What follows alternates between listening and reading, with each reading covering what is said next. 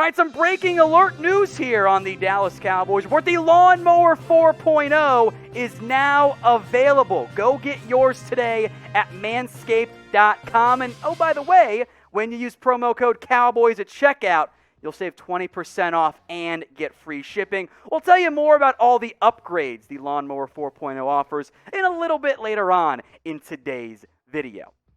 But first, let's discuss some potential free agent targets for the Dallas Cowboys. They made some moves last year, but this year they used 11 picks in the 2021 NFL Draft. And in doing so, filled a ton of needs and at least roster spots, in theory, on that side of the ball. Now, I still believe the Cowboys could choose to pursue some options in the open market, and we'll break down plenty of guys here.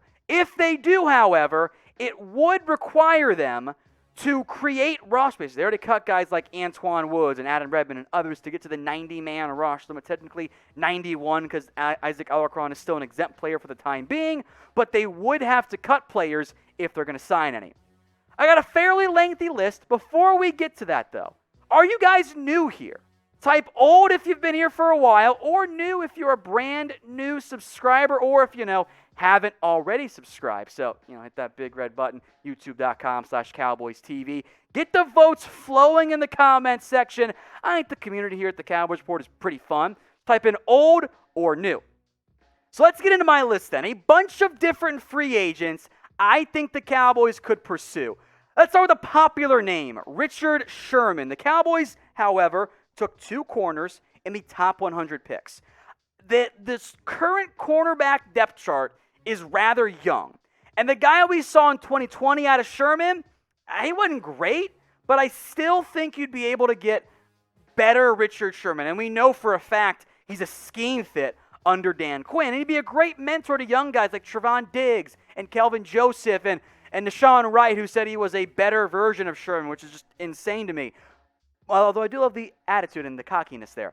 The problem is, if Diggs, Joseph, Brown, Lewis, and Wright all make the team, plus TJ Gooden as a special teamer, that's a lot of corners. My fear here, even though I like the short-term impact of Sherman, is that it's a numbers game at the cornerback position. And I don't know how it works out in the end of finding a starting spot for Sherman when you want to play Kelvin Joseph and Trevon Diggs as well, and you've got nickel guys in Anthony Brown and Jordan Lewis, and maybe if you trade Anthony Brown, that could be a fit there. But in the end, the numbers game does make things tricky for all these cornerback options. Now, I do want to mention some more corners here. Dre Kirkpatrick, who was kind of mentioned this time last year as a possibility. They went with Darryl Worley. That was a complete unmitigated disaster right there. Kirkpatrick is cheaper, and he has some starting experience, but he very much is on the downside of his NFL career. Why did I include him? He's 6'2". Dan Quinn likes tall corners. That has been made abundantly clear. The interception production is great, but I don't know if Dre Kirkpatrick is that great of a player anymore. Another starting caliber option. Again, I'm looking for a veteran if you're going to go sign somebody who can make an impact for you. Steven Nelson was cut by Pittsburgh earlier in the offseason. They tried and failed to find a trade partner. Now, Nelson does not have the size, listed at 5'11", that Dan Quinn appears to be in love with. But in a hypothetical in which maybe you trade Anthony Brown to save some money, maybe Nelson could fit a similar mold as a guy could play some inside, play some outside, just as a possibility. I got more guys to get to. Before we get there, though, who do you want the Dallas Cowboys to sign? This question is going to be the pinned comment on today's video. So if you get the ad break here on YouTube, scroll on down and let me know who you want the Cowboys to go get. Let's talk safeties now, because of course, right? Malik Hooker was one of the players brought in by the Cowboys earlier in NFL free agency. They, of course, chose to sign the other two. Jerron Kearse, who's more of a strong safety guy, and DeMonte Casey, who's also coming off an injury. My suspicion as to why the Cowboys did not bring in Malik Hooker, despite the ball skills and the ability to be a legitimate single high free safety, is that his medical stuff did not check out the way the Cowboys wanted it to. After not really drafting somebody outside of Israel Mukuamu, I'm still looking for safety help because I got Donovan Wilson and DeMonte Casey, who I hope is healthy. Curse, McQuamu, Darian Thompson, Reggie Robinson might stick around at safety. You got a lot of cast-offs. You don't have an impact-free safety. I want Donovan Wilson in the box. Keanu Neal is going to play linebacker. So I am still trying to find a way to get more safety talent on this Cowboys organization. If the medical checks out, heck yeah, I'm a call about Malik Hooker. I'm also going to call about Trey Boston, who has proven he can be a starting free safety. Now, I don't love him as a true rangy single high guy, but you know where I'm at this point in the offseason? I'm a beggar. I can't be a chooser. And Trey Boston, for some reason, has been overlooked for several off seasons in a row. Maybe it's the Desmond King thing where we just like him more than the NFL does. Either way, maybe he wants more playing time, but I'd still call.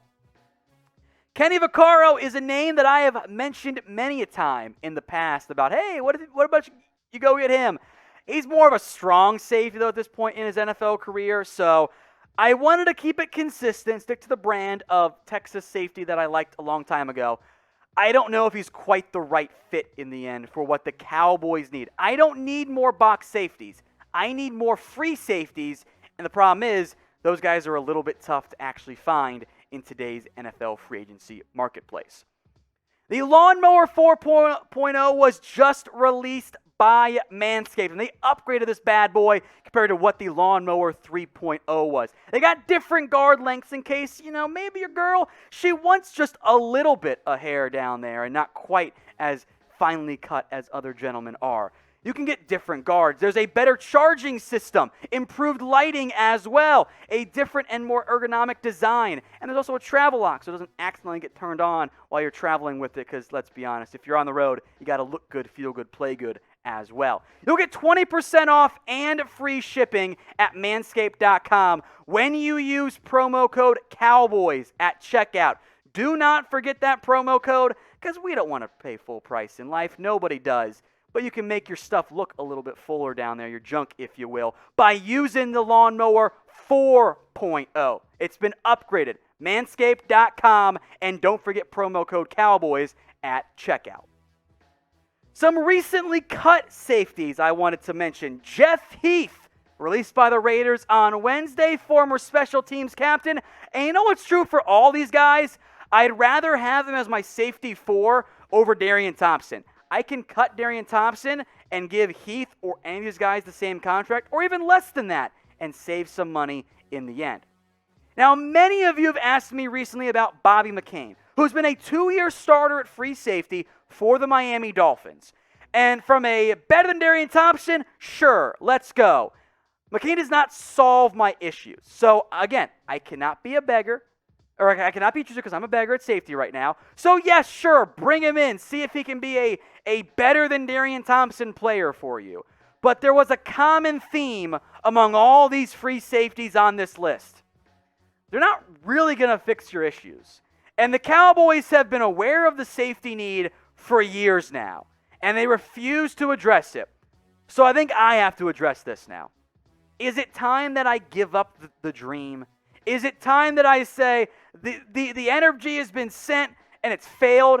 Or should I just give up my hopes of the Cowboys ever investing in the safety position the way I desperately want them to, spending a top 50 pick on it?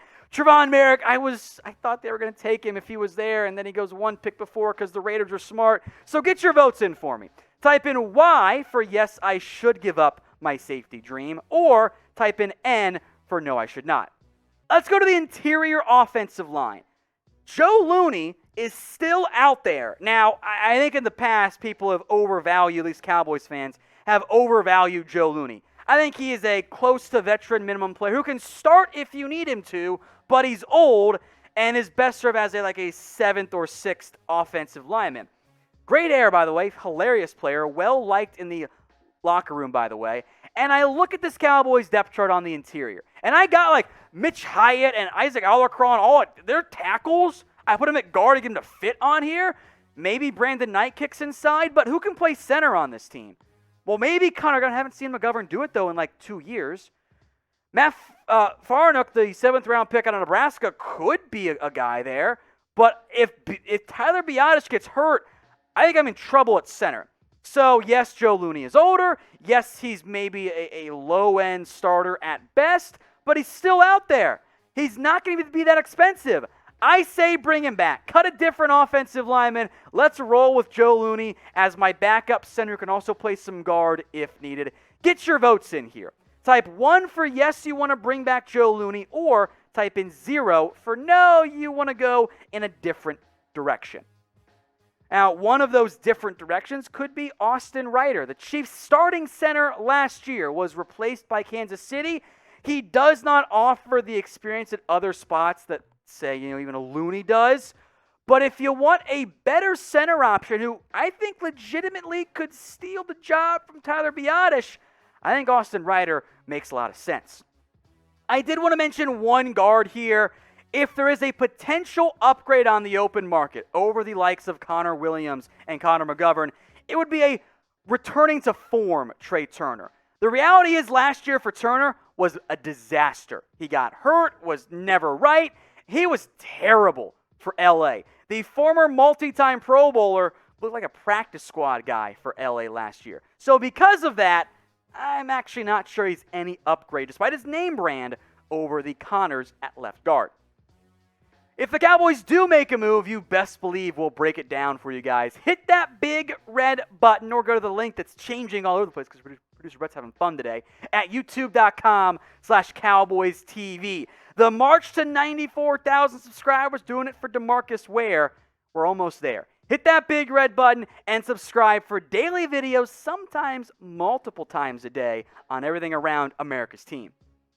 Some more offensive players here. Maybe you want to go get a running back. How about Duke Johnson, who still offers value as a third down change of pace back? Now, for Catboy, all these guys got to be cheap. At this point, I think Duke Johnson will be pretty cheap. Early in his career, he was a kick/punt returner. So from that perspective, he could work as your number 3 player. Another special teams-focused guy here is Rex Burkhead, who has had legitimate and valuable special teams impact over his career. Maybe this is someone John Fossil might end up liking. I will make note, though, injuries have been a major problem for him over his NFL career, but I think Burkhead or Duke Johnson could maybe beat out Rico Dowdle if you want to go with a veteran at that number 3 running back position. One more defensive guy here, Sheldon Richardson, the former Cleveland Browns defensive tackle. Pre-draft report was, the Cowboys aren't interested. They also took Osa Odighizuwa in round 3. And I wonder if Richardson even fits to an extent what Dan Quinn wants to do on defense. On one hand, he wants to do some two-gapping, but also Seattle once traded for Sheldon Richardson. So maybe he's a fit, maybe he's not. I think for a veteran like Richardson, the addition of Osa Odighizuwa and even maybe Chauncey Golston who can play some 5-technique defensive end means it's a little bit less likely that is the path that they pursue. But I will make this note. I don't feel great about this defensive line. Neville Gallimore, Tristan Hill, unproven. Brett Urban can clog some lanes and free some linebackers. Odighizuwa, Quentin Bohanna, if you want to use Chauncey Golston as some sub-package guys, okay. I'm unconvinced Carlos Watkins even makes this team. So if I ran the Cowboys, I would be looking at a guy like Sheldon Richardson. I think that would help me become a better defensive front. I do, however, remain unconvinced that is what the Cowboys will end up doing.